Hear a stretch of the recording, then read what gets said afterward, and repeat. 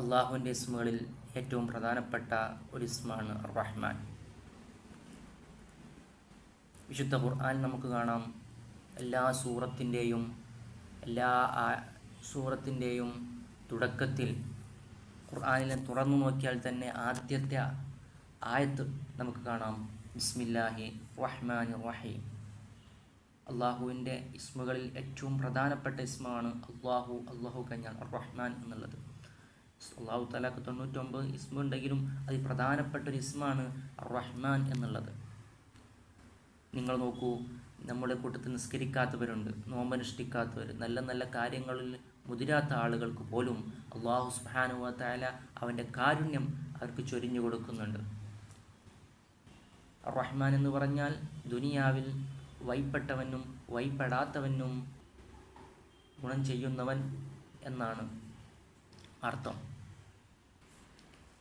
നിങ്ങൾ നോക്കൂ, അള്ളാഹു സുബ്ഹാനഹു വ തആല എല്ലാ വിഭാഗക്കാർക്കും, അള്ളാഹു നിഷേധിക്കുന്നവർക്കും, യുക്തിവാദികൾക്കും, ഇങ്ങനെ തുടങ്ങിയ എല്ലാവർക്കും അള്ളാഹു തആല ഗുണം ചെയ്യുന്നു.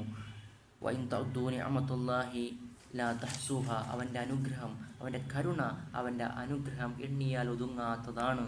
അത്രയും അനുഗ്രഹങ്ങൾ നമുക്ക് അള്ളാഹുവിനെ ആരാധിക്കാതെ ധിക്കരിച്ച് നടക്കുന്നവർക്ക് പോലും അള്ളാഹു നൽകിയില്ലെങ്കിൽ അള്ളാഹുവിൻ്റെ കരുണയുടെ ഫലം എത്രയാണ് നമ്മൾ ചിന്തിക്കേണ്ടതുണ്ട്.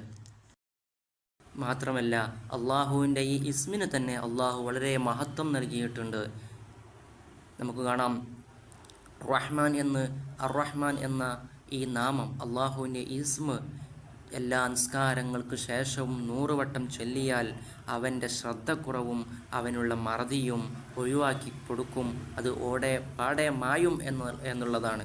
അതുപോലെ തന്നെ സുബഹിക്ക് ശേഷം 290 പ്രാവശ്യം ഈ ഇസ്മായ റഹ്മാൻ എന്നുള്ള ഇസ്മായ റഹ്മാൻ എന്ന് ചൊല്ലിയാൽ മനസ്സിന് കാരുണ്യം ഉണ്ടാകും, മറ്റുള്ളവരോട് കാരുണ്യത്തോടെ പെരുമാറാനും കാരുണ്യമായ ഹൃദയമുള്ള ഒരു മനുഷ്യനായി തീരും എന്നുള്ളതാണ്.